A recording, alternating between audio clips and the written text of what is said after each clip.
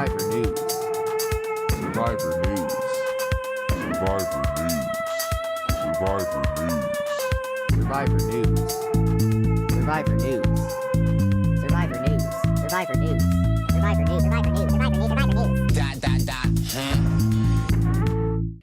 And we are back with your Survivor News. I am your host, Brice Isaiah, the Purple Pants Badass from Survivor Cagayan. I am here with my baby boy from Netflix, The Circle, the one, the only, the Jack to the Atkins. What's up? What's up? Let me do my tape. And we are back with another episode of the Survivor News with the one and only, the merge boot of Winners at War, the winner of Survivor Ghost Island, and you may know him from HGTV or the Brice and Wendell Presents Worldwide Tour, Wendell Holland. What's up? What's up? What's up, Jack? How we doing today? Doing good, doing well. I'm in LA for the week, which is very fun and exciting. But yeah, I'm glad I know Brice is on spring break over in Italy, right? Yeah, we had to send him on spring break. He had to go. We had to put him away for the week. You know what I'm saying? So we're making do with just the baby boys, but a fun merge episode to break down. And Wendell, I'm glad we're here and we could get right into it. Yeah, I am too. Jack, this is our first time just being you and I, man. I think you so. Ever think about that? I think about that a lot. No, it is. Yeah, I'm excited to see where the conversation goes because I also feel like, strategically speaking, you and I are on the same page a lot of the time. But that's why this episode, I almost want to branch out into some more general discussion about, the merge and like different like strategies and just sort of what we think of the season overall. Obviously talking about the main themes of the episode, but I just want to maybe divert a little bit, but we'll see where it takes us. Who knows? Yeah, we'll see. I'm here for that. We don't have as much colorful commentary, I guess, without Brice, so we'll try to do our best, ladies and gentlemen. But yeah, so let's get into it, I guess. Yeah, absolutely. Jack, are we gonna do the battle of the moderators, or how are we gonna do this? Hey, it's up to you, man. I got notes. You got notes. Feel free to let's just see how it goes. Yeah. All right. Well, we start on Coco Tribe. We get some tree mail, and our good friend James Jones is hype. We've got some good content from him, and he's like excited that they got some tree mail merge. And then we have Carla, who says like Carla is always like skeptical. She's such a good player already. It's like she's playing like it's her second time, and she's like, I'm not super excited because we've seen in the last couple seasons, you got to earn your way into the merge. And we have Ryan talking about how he's a free agent and he's glad that things are being shaken up. Yeah, exactly. Great opportunity for Ryan after losing his closest ally to go switch things up and find himself in a bigger group with a little more room to hide. And a quote that stuck out for me from Ryan, it was something like, he was thinking he was at the top and now all of a sudden he's at the bottom. But in reality, he was at the bottom the whole time, which kind of just makes it interesting to think about like how your perspective is so important. Because for him, he was in the same position pretty much, but all of a sudden now he knows he's on the bottom. So he could do a little bit more with that potentially going into the merge. Yeah, it's interesting, and those swings can happen in Survivor like nothing. Exactly. I thought that I was on the top after winning a few competitions of when I was on the VD, and then we swapped and we had some of these Malolo fools come over, and me and Dom thought we were running the show, and they sniped us and got our girl Morgan out, just like that. And then the dynamic was totally flipped because me and Dom truly believed we were just at the bottom and there was nowhere to go. Yeah. Yeah. And then so we get over to the merge. They don't waste too much time bringing us in on the boats. And immediately, obviously, everyone hits the beach, begins socializing. I think the theme of this episode overall was just chaos. The whole new group, especially given the fact that there was no swap, so people don't really know each other. They're getting to know each other. They're trying to make early plans for a potential tribal. we don't. I mean, as the players, they don't even know what this twist at the merge is going to be necessarily. So that adds an element of uncertainty to it. But obviously, people get to talking. The things that stuck out for me, it was funny when Owen took stock of all the advantages, and he was like, "I wish I had the little thing below of all the advantage." And then they show him with the no advantage, and then I think at this point there's 6 advantages in the game, which is crazy. It sounds like a lot. And so obviously that adds a layer of unpredictability to this merge. And then it was also funny when Noelle just started telling people about Cody's cool hat with all the beads. And that immediately tipped off Ellie to the fact that Cody must have the Vezi idol. And she goes and shares it with Janine and says that she is playing a great game with all this information that she has. It's going to be interesting to see how this, how the bead talks continue throughout the season, because like I was watching Carla and she's one of my winner picks, her and Jesse. But then you start thinking, man, the bead, like she was collecting beads from people. She has an idol. And as people start sharing information, how is that going to, you know, are we getting such a strong edit of hers as like a red herring, so we can be thrown off of another, you know, winner edit? So yeah, so it's this was the theme too in the last couple season, where because of the shared sort of like having to use the code words or having to use the beads, like even if no one on your tribe knew about your advantage, people on the other tribes are inevitably going to know and find out, which I don't know if I love that. I wish like it just kind of sucks that you could do everything right and have your advantage completely secret on your tribe, but then just because it's the same twist on the other tribes, that information is going to get out inevitably. So I don't know if I love that, but I do think it makes the game a little more complex when the knowledge of all these advantages is out there. You have to like navigate a little bit more thoughtfully. Yeah. And in a way, part of the power of your advantage could be that people know about it, because then they're going to be a little bit more wary of you and less likely to gun for you because they don't know what tricks you might have up your sleeve. Right. Or if you understand that, you know, other people on the other islands had to collect beads, maybe you can find a way to figure out who was collecting beads on that other island, and then find a way to, you know, hey, I was collecting beads too, you know what I'm saying? Yeah, and then y'all can kind of find a way to work together. How would they structure a game where they can do this and these secrets of people can be preserved? Like, I was thinking one way to do it would be to have, like, on one island you have the bead collection, and then on the other island you have someone that has to scream out these crazy things at tribal, like we had Xander do, and then do something else on the other island. So it's not the same thing, and your secret can be preserved, because this is something that could truly like mess up somebody's game. Yeah, that's exactly what I think. Like, yeah, that's exactly what I think I would do. I mean, we've discussed this in the past, and I know Brice liked seeing, he sort of said like the same twist, but in baby boy. Hey, you know, he appears. You know, I liked seeing the twist a lot. Okay, so I just wanted to pop in, make sure everything was going good with Survivor News, because you know it's my baby. I'm glad my baby boys are holding me down. I did not see this episode yet. Coincidentally, I didn't make the merge on my season. So, Brice, however, yes. Are you on spring break?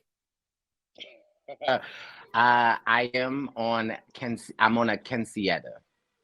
What's a quinceañera?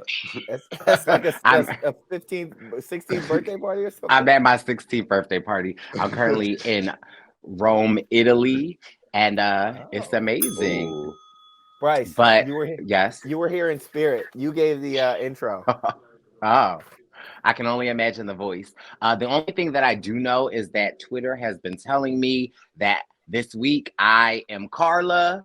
So I don't know what that means. And that somebody was the ladder. And Ryan. Jack, you know what I'm saying? Ryan. Yeah. Yeah. Ryan was the latter, Brice. Ryan was the latter. Listen, and call me Carla. Well, Carla was I the will. laddie. The laddie. Well, I will let the baby boys get back. I look forward to hearing this, and I'll be back next week. And we'll be in DC and Boston. So, all right, I gotta go. It's late in Rome. Thanks for jumping in. Good seeing you, Perp. Have a All good right, thank you, Friday night guys. in Rome. Peace. Wow. Say his name and he appears. But That's like crazy.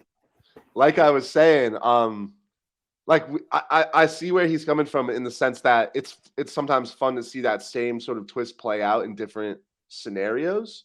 But the thing is with the bead twist, I don't think there's enough creative possibilities really on how to get them effectively is sort of the same process. And so it sort of felt like we saw a lot of the same thing. And then you add in the fact that people are going to figure it out.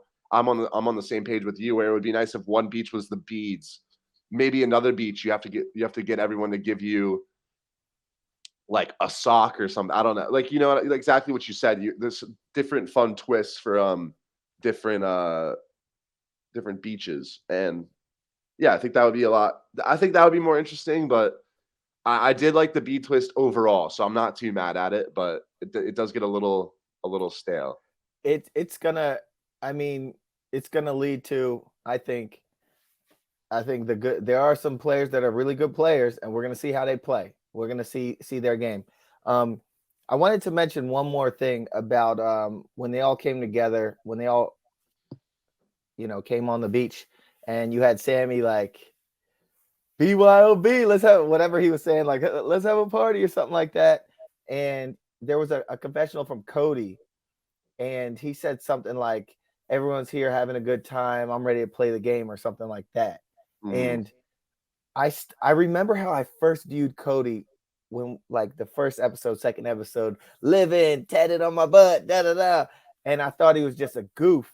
And I'm starting to think that, and correct me if I'm wrong, or like, I'm starting to get almost Tony vibes from this guy.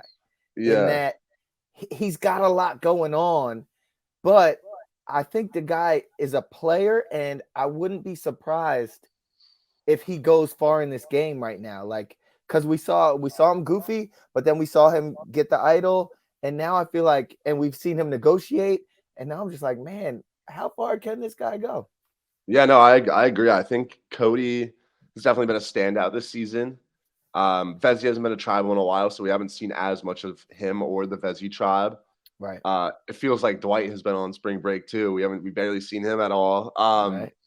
But no, I like Cody a lot, and I definitely agree with you. He's got that goofiness, but at the same time, like, you could tell internally he's really playing the game. And I think that's sort of the best image to project, is that you're just fun, goofy. I know when they hit the beach, his own tribe was like, "Oh, you guys are gonna love Cody. Like, you guys are gonna love Cody, man. He's so laid back, like, just does his own thing."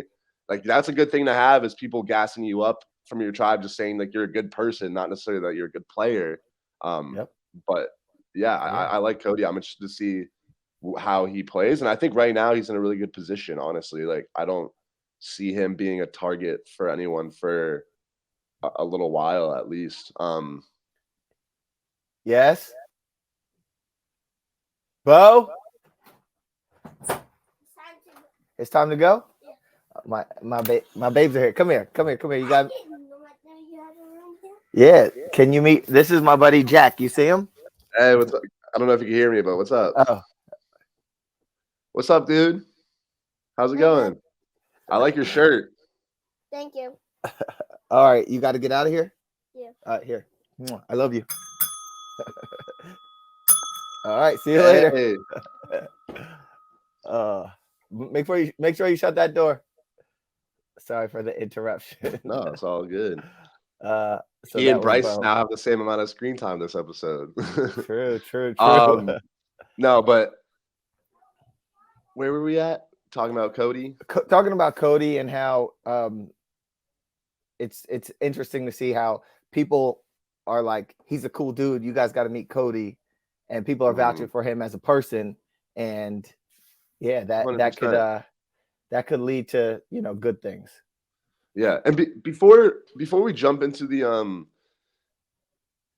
challenge, Yeah, before we jump into the challenge, I do want to ask, like I said, one of those general questions. Um, you've been at the merge twice, and both situations were very different scenarios. Obviously, your first season, Ghost Island, which you went on to win, and then Winners at War with a bunch of obviously returning winners. Unfortunately, were the merge boot. So you sort of have the whole spectrum of merge experiences in a way. And I was just curious for you, probably more so in terms of Ghost Island, just because that's also a new player season, just like 43.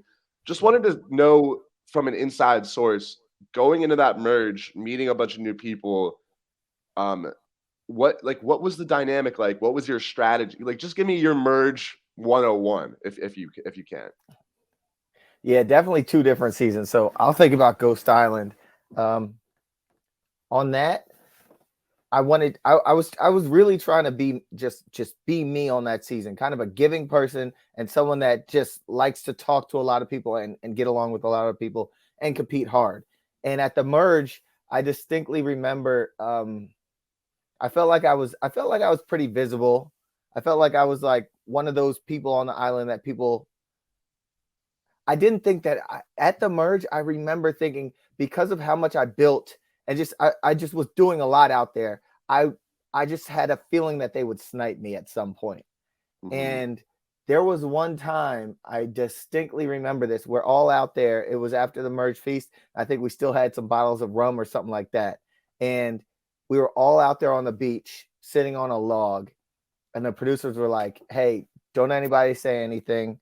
We're gonna go get some cool drone footage. And so like the producers and the camera crew kind of ran away and they just wanted, some awesome shots.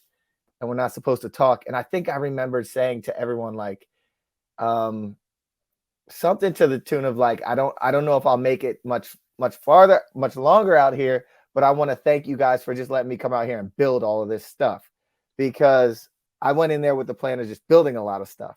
Yeah. So in my first season, I think, and I don't think it was that night that we went to tribal. It might have been the next day or something like that. So in my first season, making it to the merge feast, and at that point it's before you got to earn your way into the merge, and only half of you get the merge feast, right? At that point, it was this moment that we've all watched on for Survivor for so long. Everyone's like, man, I just want to get on Survivor. Then when you get on, you're like, oh, I just want to make the merge. And we got to that point, and we all had a little bit of drink in us. So at that point, it was just like, it was such a great feeling, It was just like, wow, I'm here. And then, we didn't. I truly believe that we had like the immunity was the next day or something like that. So I think that this was before me and Dom were forced to like talk to each other about our idols and figure out what we have to do, because Chris Noble got everyone together and said everyone was going to just split the votes on us the next day. Yeah. But yeah, going into the merge, I was also right off of Yanuya, the green tribe, the like green and yellow tribe. And we were like a tribe of like 5 studs. It was just, we were just all big, strong people that should have won all the challenges. And I found an idol on that beach. So I did go in there with this newly acquired idol after winning a bunch. And I'm like, yo, things are going to happen. And I just worked very well with Chris Noble, and we're coming into the merge. I'm about to link back up with Dom. So I'm thinking I could bring people together. Yeah. But but Chris and Dom ended up butting heads a lot more than I thought, For sure. Yeah. Okay. I don't know if I answered your question, Jack. No, that was good. It's just like, as someone who hasn't played, and I'm sure everyone listening, like the merge is clearly always such a super chaotic time. Like we can't see everything that happens. So getting like that inside scoop from someone who ended up winning on your season 2, like about how to navigate the merge, just for me was super interesting, because the merge is sort of that iconic Survivor moment that everyone shoots for. Yeah. Winners at War was different, bruh. Yeah. Like in what sense? Just the level of play. Oh, a returnee season is different. Mhm. A returnee season of all winners is different. A returnee season of all winners that have played different amounts of times is Yeah. way different. So like if I'm going in as a winner that just won a year and a half prior, actually I just won on TV in 2018. We filmed 2019 for Winners at War in 2020. So I just essentially won on TV a year ago. I was a Yep. very visible new winner that just won. I'm 1-for-1. I'm 100%. Yeah. But I'm going against the people that like Have been to the Jeremy wasn't merge. 100. You know, the people Yeah. that Tyson's lost before, Boston Rob has lost before. You know, I'm going against people that have felt that sting of losing and have felt the high of winning and are coming back. And some people have played so many times. So as someone that's like, man, I'm 100%, I'm gonna just go out there. It's gonna be the same experience. I've never Mhm. felt that sting of losing, which meant that I didn't. Know how to Yeah, avoid it in a way. yes, yeah, Yeah. yeah, Yeah, that's a good point. It's almost an asset on Winners at War to have that whole spectrum of experience. Obviously, everyone's won, but to know, okay, hey, I was the merge boot before. Like, this is how I now need to approach the merge in order to avoid that. Whereas for the one-time players, one-time winners, it's like you don't know how to avoid those situations because they all went right for you the first time, pretty much. exactly. Definitely And interesting. that was just because of the composition of your season that one single time. You know, Exactly. and I always think about Tony and how his first season he was a superhero. His second season he came out and they humanized the superhero because they were like, "Yo, it's Tony. We're gonna, he's out of here," you know. And Yeah. that brought him back down to earth, so he can come on a Winners at War, and Exactly. people are like, "Oh, he's not untouchable. He's not a superhero. He's just Tony." And then you saw what happened. He got a Yep. little momentum and he showed us. Exactly. Yeah. If he hadn't played on Game Changers, then he probably would have had that Game Changers result on Winners at War. Exactly. Cool. But getting into the challenge, it's similar to 41 and 42 minus the whole hourglass twist, which I'd like to thank Danny McCrae for helping get rid of that one. The Danny rule. The Danny rule. But the obviously they need to earn their spot into the merge. They got to earn their buff, earn the merge fees. So there's 13 of them, but they're gonna split into two groups of 6, and then one gray rock gets to choose which side they want to work with. Which, well, I'll get to that in a second. But All right. just for the breakdown of the groups, it's the red group is Ryan, Carla, Gabler, or I'm sorry. That's the blue group. That's the blue group. Okay, the blue group is Ryan, Carla, Gabler, Janine, Dwight, and Jesse. And the red group is Ellie, Owen, Sammy, James, Cassidy, and Cody. Let me just change my notes so I don't keep looking and have the colors wrong. And then Noel draws the gray rock. And I want to just first and foremost, I'm curious if we put ourselves in the gray rock position. I'm curious about what's your general approach to picking sides, and like how do you feel? Like, do you think it's advantageous to draw the gray rock because you get to choose, or would you rather just be placed and compete? And then from Noel's perspective in this season, what guides your decision there? Yeah. I think what guides my decision is not who I was with. It's not who I'm friends with. It's who I think is going to win this. I want to be immune. Yeah. So that's going to be what guides my decision. I mean, hindsight, we know that Noel made the right decision. But if I were her, I'm looking at this team: Cody, Sammy, James, Cassidy, Ellie, Owen, Ryan, Gabler, Janine, Dwight, Carla. Yeah. I think if I'm just looking at the teams too, they did look kind of evenly matched, but I do think that I would have picked blue, Ryan, Gabler, Janine, Dwight, Carla, Jesse, because I mean Ryan's a beast, Gabler's big, Dwight's big. I just think that like that tribe has. Really? I think that tribe's a little stronger. I think that my first impression was maybe red, but because Cody, Sammy. That's the thing. Yeah, True. Cody, Sammy, James, Owen, they have strong girls too. Ellie and Cassidy Ellie. are Wow, pretty. yeah, true. But Yeah. but that's why I gotta ask. I think, because obviously if the decision was a little more obvious, obviously you just want to be on the winning tribe. But here I felt like there was a pretty even split. And so when Noel's in such a tough position of that split, I think it's then reasonable to bring in other factors into that decision. And I mean, the first thing that jumps out at me is, do you want to end up in a group with a bunch of your allies, or do you want to end up in the group where if you do go to tribal, then your allies are in the safe group and they might have a little bit more sway on how to approach the vote.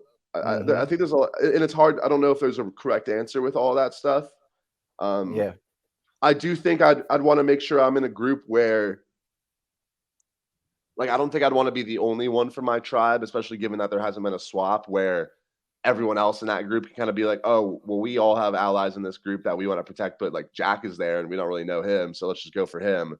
I think you want to put yourself with people where if you do lose, that you think they would probably be targeted above you. And honestly, I think Noelle might have done that because she picks the group with a bunch of Vezi people where maybe they get targeted if they lose, but she might not be the number one target on that Vezi tribe. I like that decision. If that was her rationale at that moment, because you saw she was like, I don't know, they both look even. Yeah. And but yeah, that would have been a good reason to pick blue.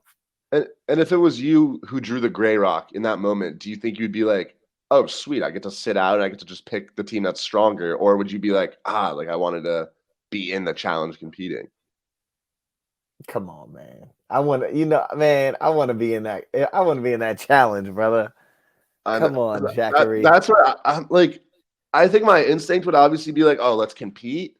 But at the same time, if I get to just look at the tribes, and I think more often than not, there's going to be a pretty obvious stronger group.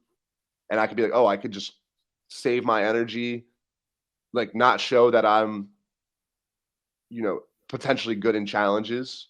And then be like, oh, like this group's going to win and I guarantee myself immunity and I don't have to do anything. I'm kind of like, that's great. Because if I say you pull the red rock and all of a sudden in a different scenario, what if your group is just really bad and you're like, oh no, like I hear that, but you're not being guaranteed to win if you're sitting out, and that you have to make a tough decision.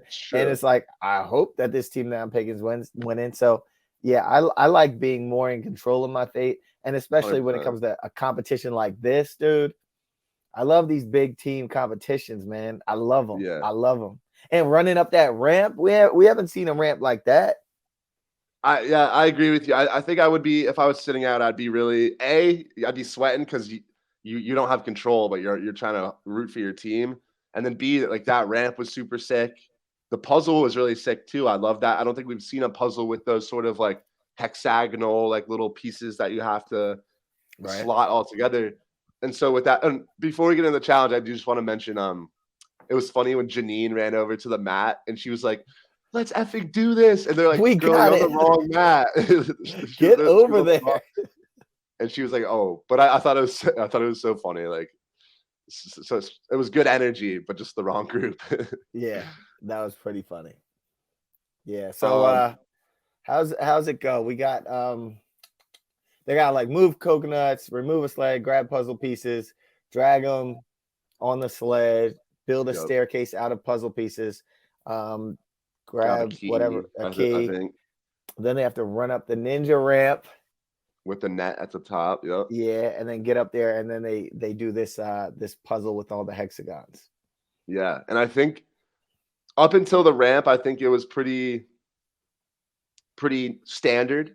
Okay. I will note that it's been interesting to see, when they completed the block stair puzzle, immediately knock it down. We've seen the players this season be hyper cognizant of as soon as you finish a puzzle, get rid of the evidence. Very smart. Which is super smart. And then, yeah, the ramp I thought was so interesting to watch. It's such a cool, like, athletic American Ninja Warrior type of challenge. And the rope on the top added a little bit of like, yeah, you can run up it, but now you got to grab the rope and climb, and which might be easier. Yeah, I than think. than the regular Ninja Warrior ramps where you just gotta get your way to the top and grab up. I think. I mean, I would agree. I don't think some people are not getting to the top of that ramp if there's no net. Yeah. I would have to say. We also saw Did you see Carla. Oh, Carla did you take see? a Oh, go ahead. Oh, her hand. her hand got. I forgot to mention that. I don't know what like it looked like it got like jammed and like cut up by the block. Like it was a lot. I was worried that she like really hurt it, but it seems like through the rest of the episode it wasn't like a game threatening injury, I should say. I wouldn't be surprised if she didn't break a finger. I wouldn't be surprised. Oh, yeah. Yeah. And yeah, that was scary to watch. And then like the whole like there were many clips of her like holding her hand all jacked up and bleeding. And then she fell on the ramp at one point and like I feel like her hand like yeah, it was. She's a trooper. She's a trooper. But yeah, so we get to the ramp. James, the first one, dashes up there. Did you see him get stuck a little bit? Bro, he dashed up there and then he was just up there hanging. Oh, yeah. And then Owen was like, pew. James is so funny. He just goes like head. I feel like he goes head first into everything, and then he gets like into it. He's like, "Oh man, what do I do now?" I love it. I love it. But yeah, so he was on the Red Tribe. Oh, I'm sorry, he was on he was on the Red Tribe. Yeah, and they kind of crushed the ramp. Like they all, if I'm not mistaken, they all got to the top of the ramp by the time the blue team even started to attempt to get up the ramp. Right. So they got a head start on the puzzle. And then the blue tribe, a little bit more of a struggle getting, Gabler up there, getting Carla up there, was a little bit more difficult. But Ryan was the ladder and literally hanging upside down and hoisting people up was crazy. What do you think of that strategy, Jack? I mean, I'm sure they tried some alternative strategies before, so I guess at that His point, first strategy was hang and try to grab people. I think that's a reasonable thing, but it looked when like someone's running up a ramp, it's hard to then like grab someone. Yeah. No, it's like when like he ran up kind of how James ran up and grabbed on, but instead of going all the way up, he like let go of one arm and he was like kind of giving people the assist. And then he was like, you know what? I'm just doing Spider-Man. I am going upside down with it. Yeah. I don't know. Part of me thinks maybe like he was probably like, oh, it would look so cool if I went Spider-Man on this challenge. Like, let me just do it. Yeah. It might not be the most functional, but I mean, I think his original strategy works with like a Jesse and a Dwight who are going to get up there pretty easily. But maybe with like a Gabler, and we saw Gabler working hard. But so I feel like by the time he had to run up, I mean, he was boosting people, and Gabler works hard, and then I think before he knows it, he's gassed. So then maybe some adaptations were needed, but they got it done. They get up the ramp, and then we have this really cool word puzzle, and I think if anything, a bright spot in this season for me has been some of the challenges, and it's sort of like a twist on old favorites where, I mean, last week we had those cool 4-piece puzzles that turned into a triangle and a square.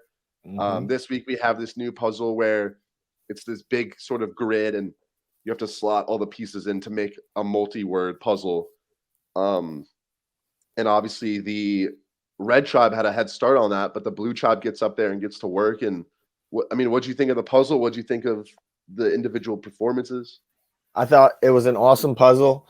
Who did we have? We had Dwight and Janine doing it for blue. We had Ellie and Owen doing it for red.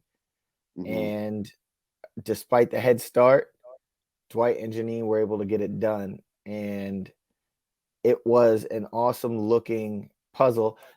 Now, does it like, if one tribe is up there and they're like really getting through it, then the second tribe can just come up and kind of look over a little bit in a puzzle like this, right? I don't think it happened in this one, but like so despite getting up there super fast, I think there's like kind of like built-in ways of It's true. Seeing Even- where people are at. yeah, and kind of like, you know, if I'm looking over and I see half of a puzzle is done, I'm gonna use that to my advantage. It's a good point. But- And you think about it, there's probably, I mean, Jesse and Dwight would have gotten up, and Janine probably got up that rope pretty fast while Gabler and Carla were struggling. They could probably just stand there and watch the other tribe do their puzzle and Yeah. start to get ideas for it. And I start- didn't really yeah. think about that, but yeah, that's a really good point. Because usually I'm of the mind that, like, if you're working on your puzzle and you're trying to copy the other tribe while you're working on it, you're always going to be a step behind. Right. But if you're able to look over, and especially a word puzzle where it's like you kind of just have to figure out what the phrase is and then you're good to go. If you could just stand there and watch and figure it out, then it's definitely pretty advantageous. And it's like you really can't do anything until your tribe is up there. So you, as maybe a Dwight, you're just standing there literally just looking at them and kind of going through it. And he's already a super smart person. So that might be advantageous. But yeah, so in this case, you have Dwight and Janine winning. Mhm. And so that means Noel also gets safety too. Yes, with Noel. So after once they got back to the merge camp, Ellie's crying and apologizing. What are your thoughts on something like that? Just like owning it, or I'm trying to say I think that there's a way to own it, but not so much. That's kind of where my head was at, especially when you're out of the tribe stage of the game. Like, you know, in a sense, you just met these people, so it sucks to let them down. But like, if I lost the challenge and, you know, like I just met Cody, I'm not gonna be like crying like, Cody, oh my god, I'm so sorry. Especially if I know he has an idol too. But yeah, I think I'd be like, hey, like I think in any situation, like whether even if it's pre-merge, it's just like, hey guys, like I stepped up.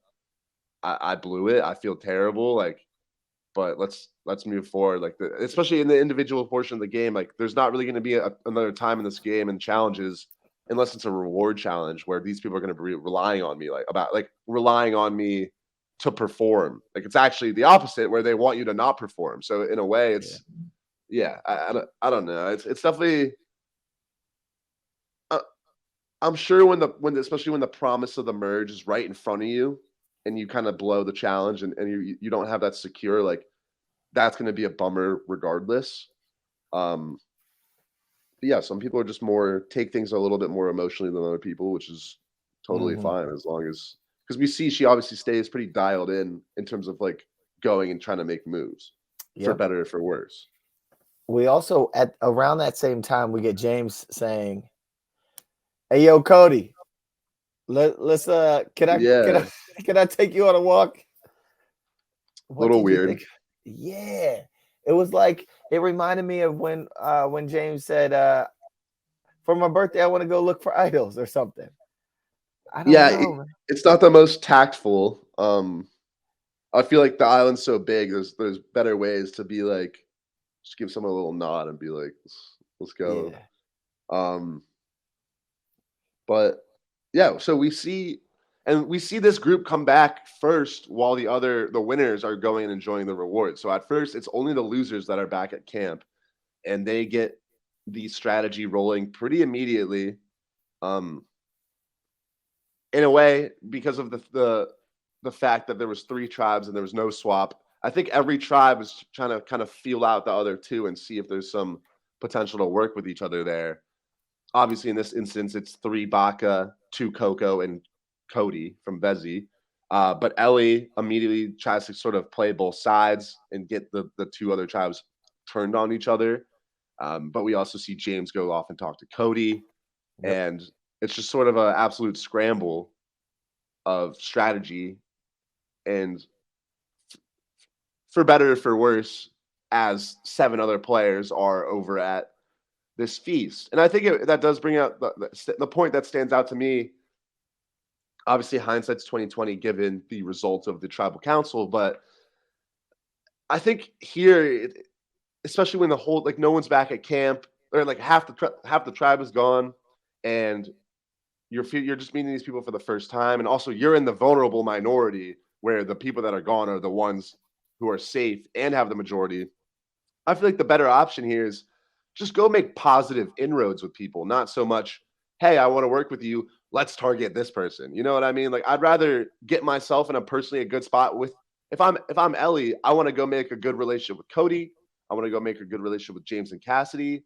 And I just want to leave it at that until people start coming back. Because I don't want to be driving the bus here when there's people like when it's a smaller, like there's fewer people there, and I'm one of the people that can be voted out, and then this other bus might come through after a nice merge feast and just Shake smash stuff into up. us. Yeah. Shake stuff up. What are Ellie, your thoughts on that?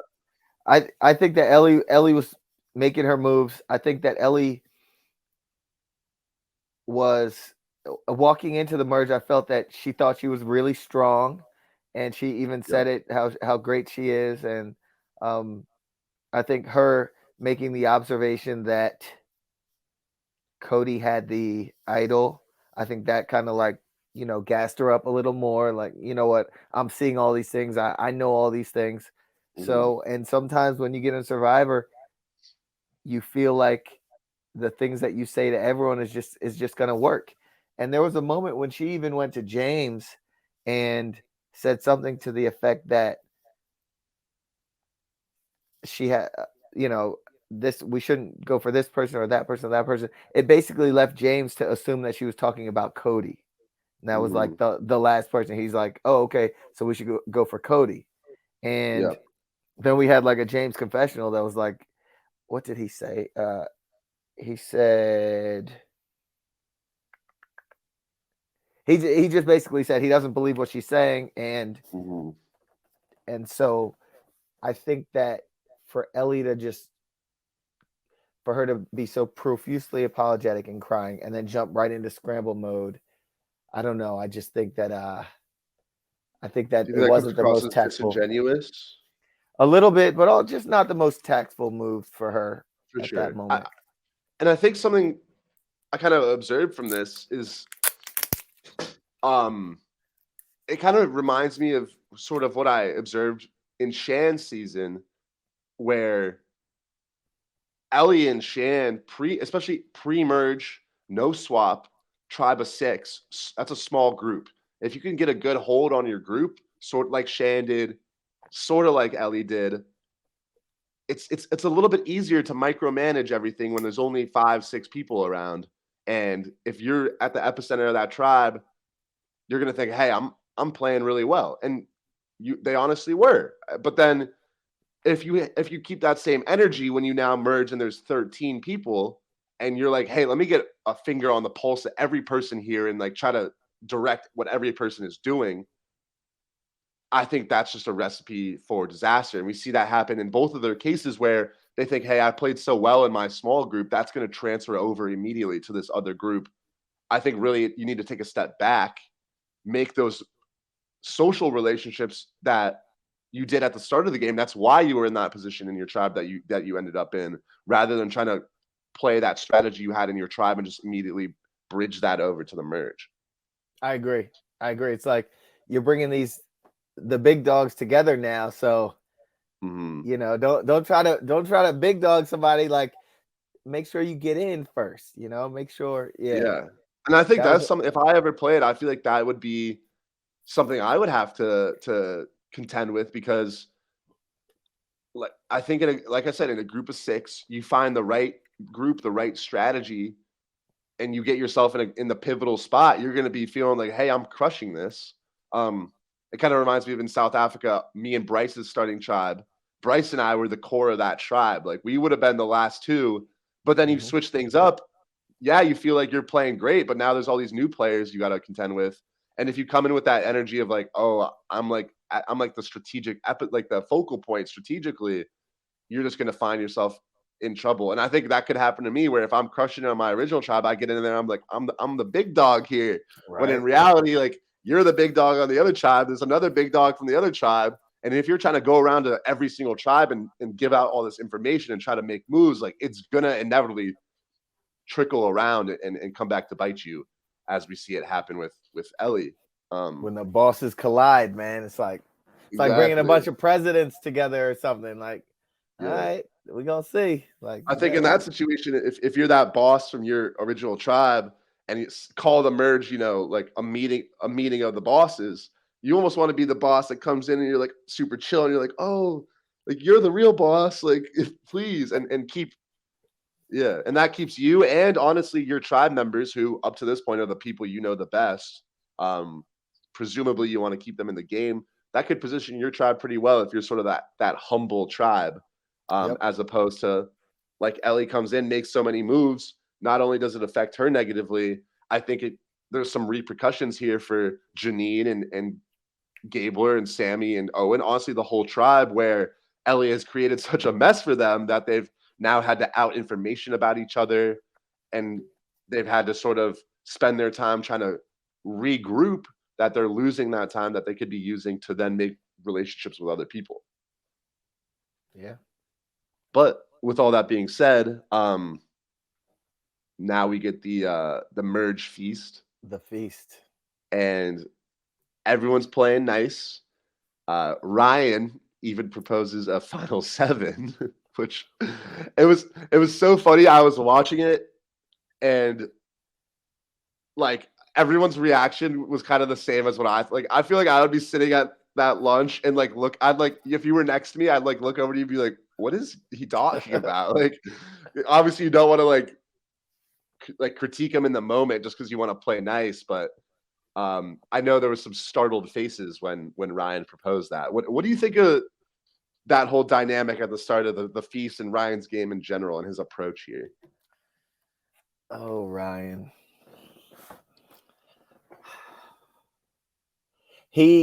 We've seen he's getting his edit has over the last few episodes has looked a little silly. He thinks that something is going on and it's the opposite. He thinks that he has a handle on something and it's the opposite. Mm-hmm. And then in this case, he proposes to all these new people that he's just meeting that they should be the final 7. And yeah, Ryan, your alliance, well, your relationship with your prior tribe wasn't that great. They just blindsided you when they got Geo out. And I get that you want to, jump ship and make moves, but geez Louise, you just announced it in front of everyone, including Janine. And no, Janine was there. No, but she wasn't on his. Oh yeah, she wasn't on his tribe. Yeah, I was thinking about Gabler. Carla was there, but in front of Carla, yeah. So it's like you're announcing it in front of people that might be tied to other people, wouldn't you? Yeah. It's not gonna happen. Yeah. Yeah. I think it's kind of ironic because in the premiere we saw Ryan have this strategy of digging for the bags in sort of a diagonal cross. And I remember we were like, is he a genius or did he just have this random strategy that just so happened to work? And I think the story sort of since then is him coming up with these weird strategies that usually don't work, but like occasionally they might. And then he's like, I'm doing great. And then he just kind of keeps snowballing that, when in reality, it's like, okay, you kind of just got some dumb luck in some of these situations that you think you have a plan and it's just not really what you think it is. It just ain't it. Yeah. But nice guy. Yeah, and it's like the move here, especially when you're coming from the bottom on Coco, like the move always has to be go up to like someone you think you would click with, like a Jesse or a Dwight or even a Sammy or a Owen, and just say like, hey guys, like one-on-one. Yeah. I'm in a tough spot. I'm looking for a new home. Like, I would love to work with you guys. Not bring them all together and say, hey, this is the group now. Like, it's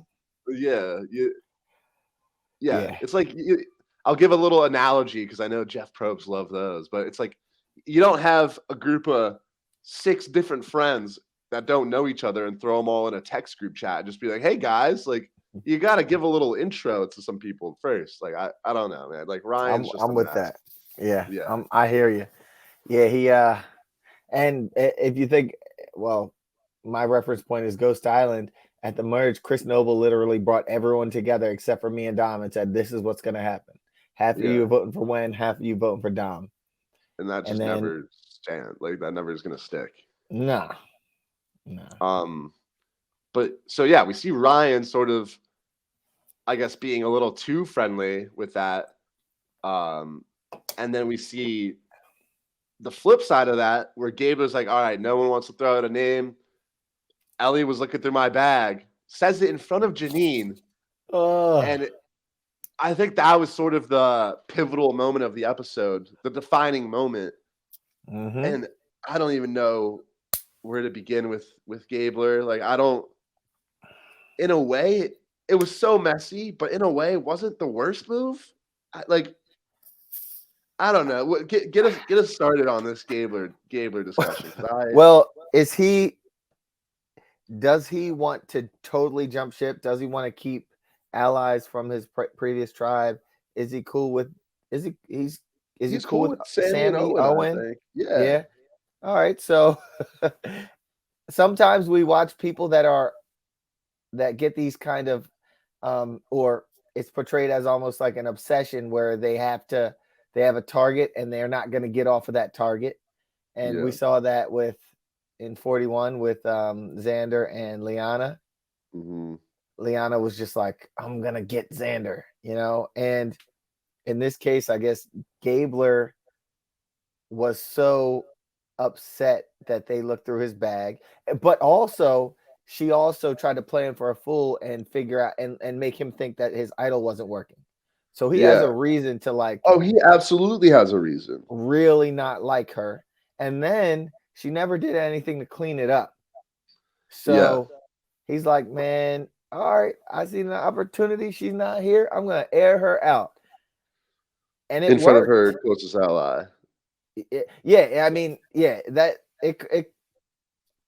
But at the merge, anyone is looking for a reason to target somebody. If y'all give us an easy reason to target a girl like Ellie, who early on we were getting Michelle Fitzgerald vibes. I was like, man, Ellie's about to be a player out here. Yep.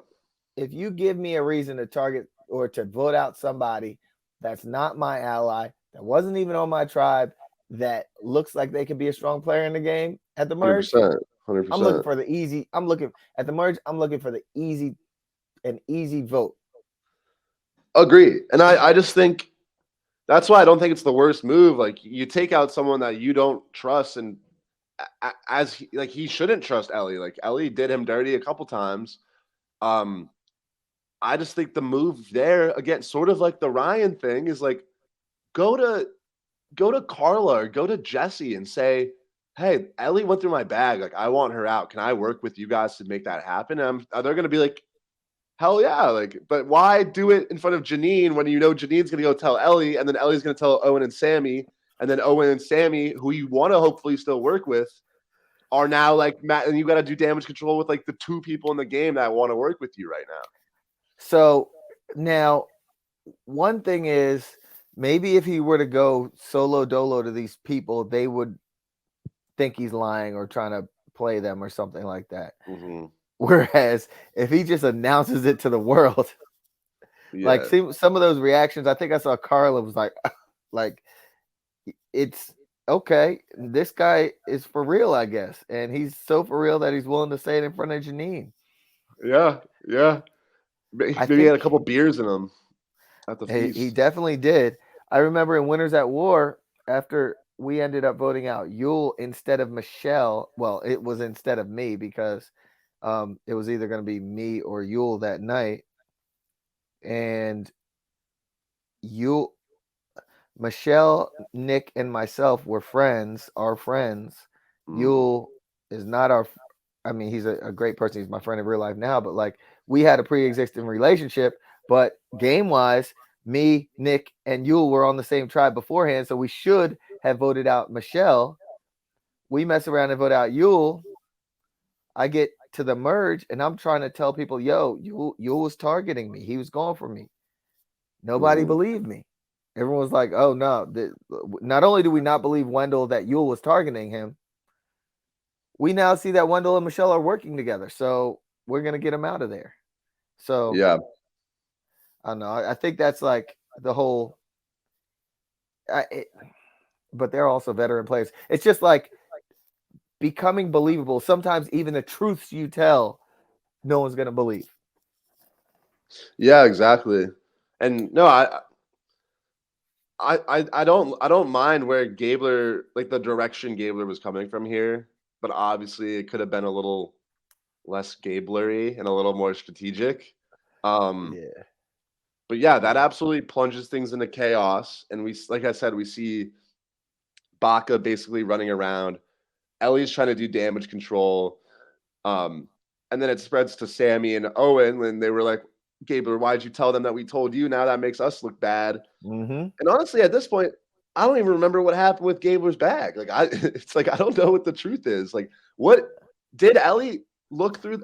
Was it It was Janine either looking through Ellie. the I thought it bag was while Janine, Ellie but was like Owen was there. recording her, and Owen was Yeah. there, and Ellie.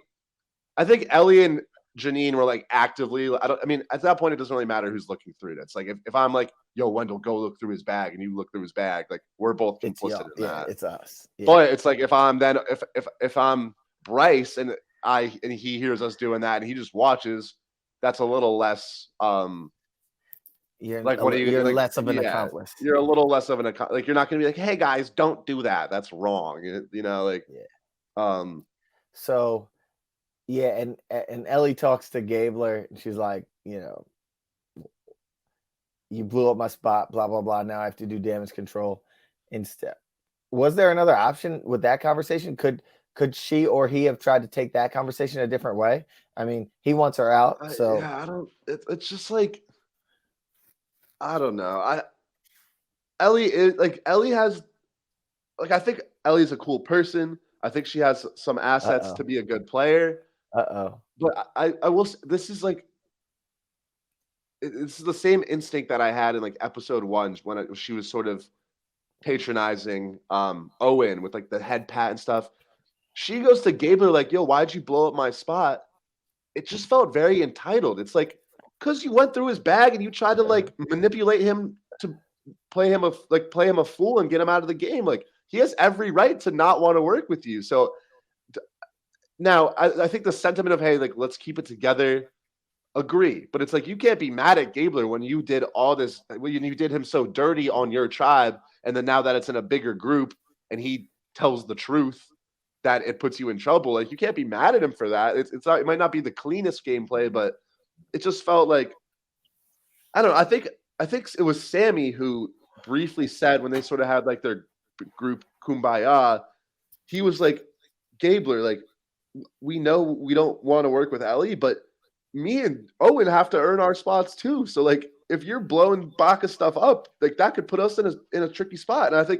And I think that's when Gabler was like, oh shoot, like you're right. And I think that's Sammy's always had a really good approach, I think, to working with Gabler. And we've seen Gabler has been such a chaotic player, but I feel like every time Sammy goes and has a conversation with Gabler, it hits home for the most part. And now, does Gabler always take that and keep it like low key for the next week? Not necessarily, but I think Sammy knows how to talk to Gabler to get his mindset in the direction that works for Sammy, which I think is really smart. Whereas Ellie, I think, goes to Gabler, and I think Gabler probably perceives it as like Ellie's trying to do what's best for her and just trying to manipulate me into working along with that. And is that always true? Maybe not necessarily. Sometimes what works for Ellie might work for Gabler. But I think once Gabler has this knowledge of like, okay, she went through my bag, she tried to trick me, like he's immediately going to be defensive to anything that she says to him because he's like, this could be another ploy to just manipulate. Yeah. Yep. And with that being said, I think Coco and Vezi, like you said, take advantage of any opportunity, any fracture in another group. And they're like, hey, like we might as well take out Ellie. She's a smart social player, clearly has been deceptive in the past. And why not expand those Baca fractures? And so heading to tribal, it seems like that is sort of the sort of obvious plan. I know Baca wants to split the vote on James and Cassidy, but it's just, Yeah, I felt pretty early on that it wasn't going to be working out for Baca in this episode. right. James got a couple votes. Do you see his reaction? Hmm. I like how expressive and reactive he is. Yeah, I was worried for him, but I I will was say too. I hope it's not. I don't hope it's not a bad sign for the future, because when you're in a group of 6 that's vulnerable and there's 13 players out there, and that could really be anyone. Like if you're just the tribe that they choose to target, it is what it is. Like Yeah. it could be, you could be a great player and be in that spot and you still might get some heat. Like Ellie got heat, James got heat, Cody got heat. Like I felt like they're all good players. It just so happened to be the nature of the circumstances. Right. Yeah. Anything stand out to you from Tribal? I mean, let me look at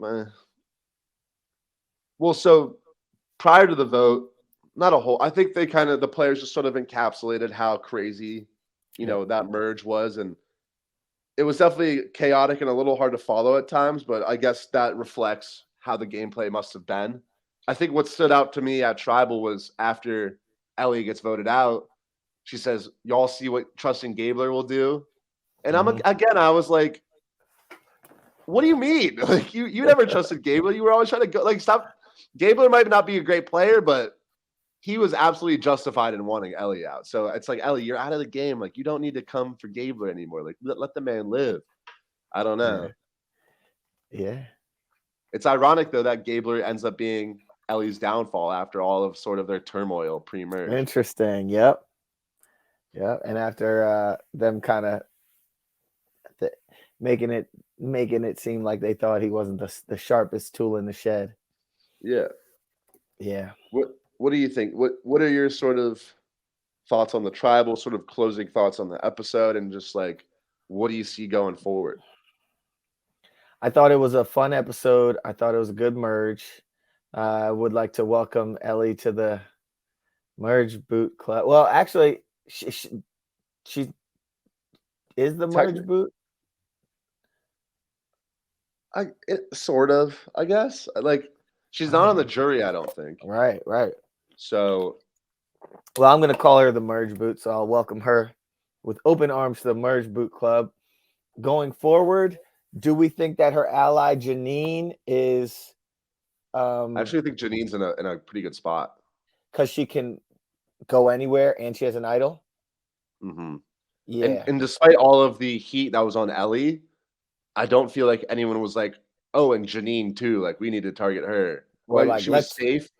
Yeah, or like she was even like the let's weaken Ellie by voting out Janine type of thing. Like it was really just all Ellie. And I think it was obviously Janine could have played her idol for Ellie, but I'm glad that she did not. I think it was smarter to hold on to it.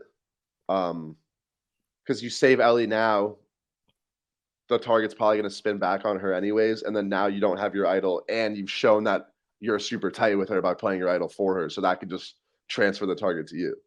Yeah. Yeah. Going forward, we like again. I'm still high on Carla and Jesse. I think, like I said earlier, I think Cody is creeping in there for me. Yep. I think I like Sammy too. I do like him. I don't know who. Those are. Sammy's my favorite. Yeah. Like favorite is to he root really for. 18 or 19? 19, I think. Yeah, that's why I'm like, I don't know if I could see him winning, just because for him to pull that off would be really a crazy feat. But he's definitely shown some strong chops in the game so far, and he's been fun to watch. I do think I could see, like you said, Carla, Jesse, sort of the leaders on their respective tribes, or not leaders per se, but sort of the strongest players.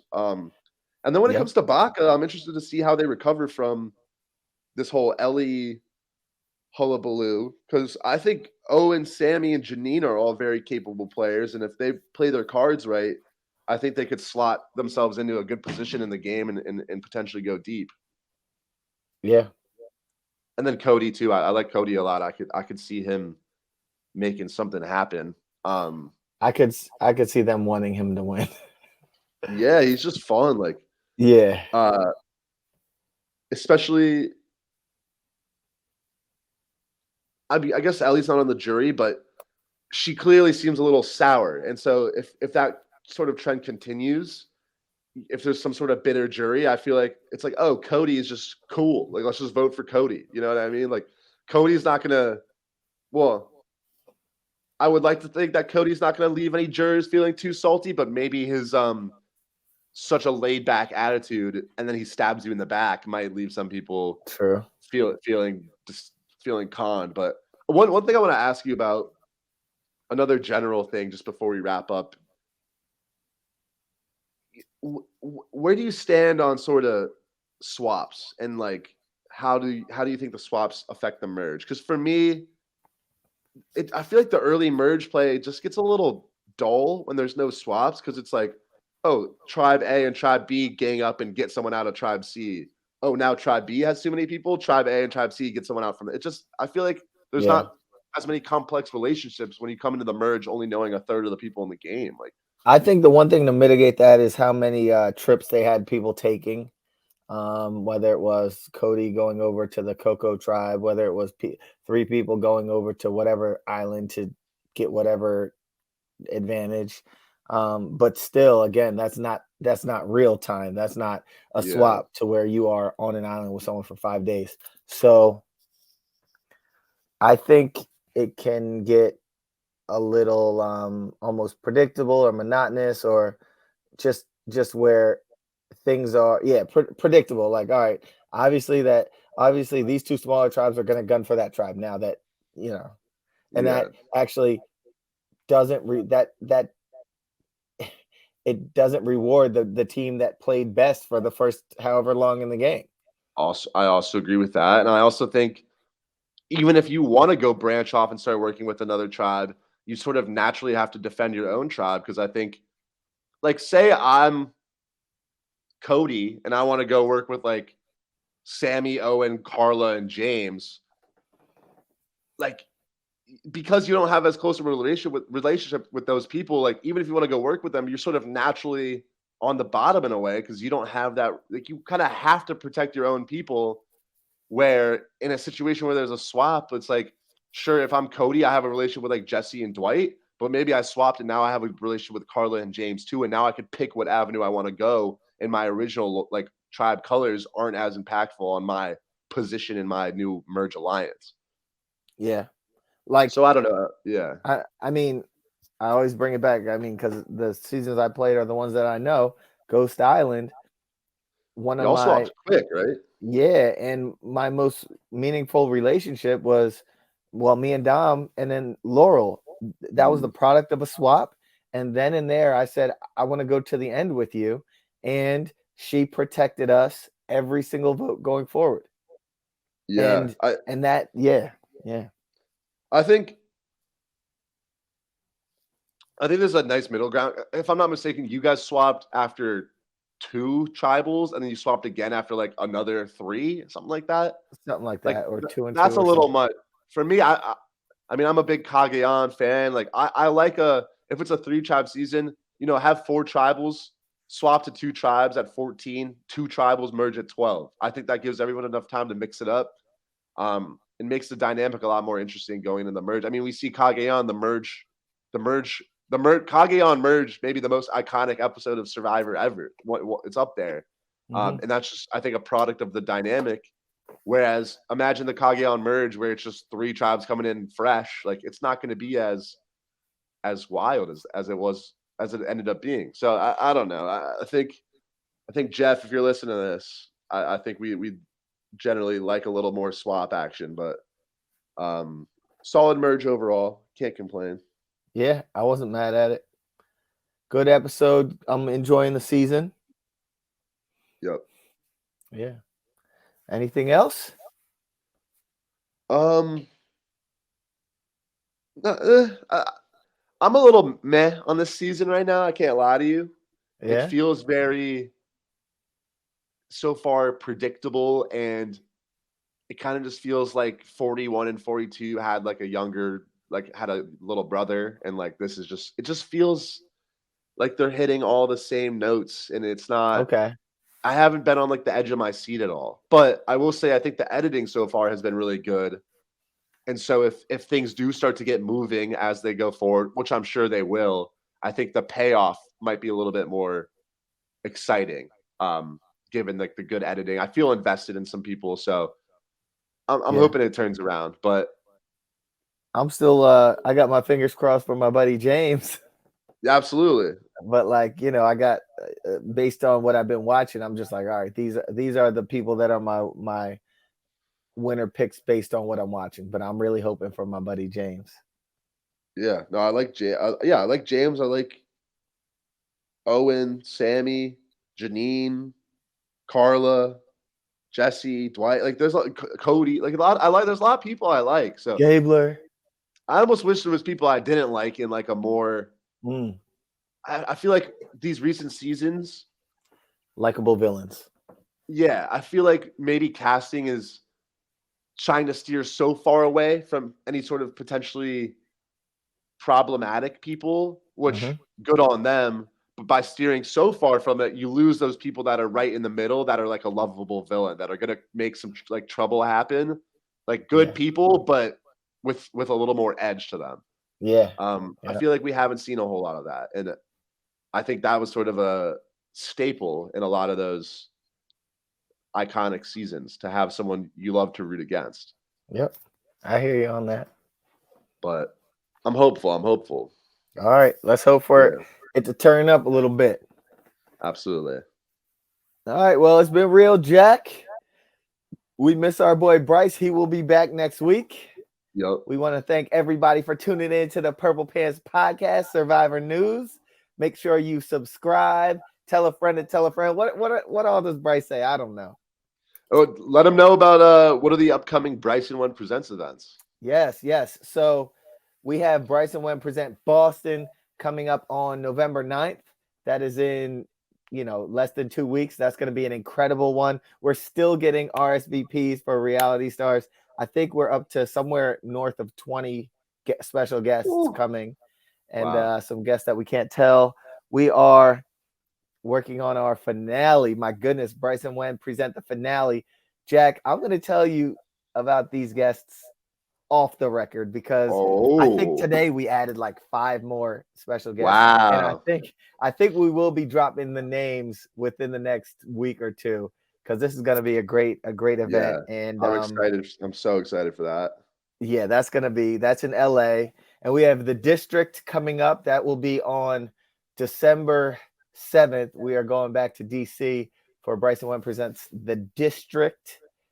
And man, we just got a lot going on, and we're going to end the season strong. We've had a great run so far. I was at Davies' watch party last week. How was in Atlanta. That was awesome. There were a lot of cool people there. The Atlanta reality crew is starting to mobilize. They see Philly. They see what's going on up here. Yeah. And Davies really trying to get them together. It's a battle on the East Coast. It is a battle. It was so much fun. It was a costume party. Everyone had a good time. And I saw your fit. You had like you were like riding a horse or something. It was like a little man. It was like a Oktoberfest man. I saw a costume. It was a guy. You were with on a his red shoulders. Beard. I was on his shoulders. Yeah. So I was riding him, but he had a red beard. So I put a little white pause. So I put a white T-shirt on that said "The Challenge Wes," because Wes, has a red beard. Yeah. So that was my costume.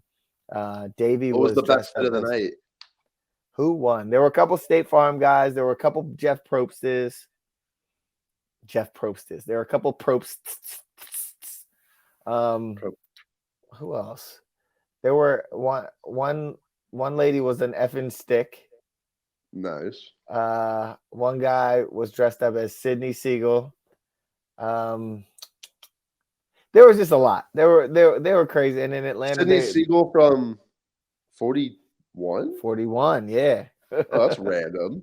Yeah, nah, he killed it. He's on my Instagram, actually. Go check out some of the costumes on my Instagram. But yeah, it went well. Davies' party was awesome. It's an annual Halloween costume party. You know, Davey's Mr. Cosplay. Yep. And so, yeah, it was a good time. Awesome. All right. That concludes the Survivor news. It's been real, y'all. Thank you for tuning in. Make sure you subscribe to the Brice Isaiah YouTube channel. Give a like, share it, tell a friend. You know, it's all important. We love you. We appreciate you. We miss our brother Brice. Jack Atkins, thank you for co-piloting this one. Sure. And we will see you next week, y'all. Peace. See you guys. Survivor News. Survivor News. Survivor News. Survivor News. Survivor News.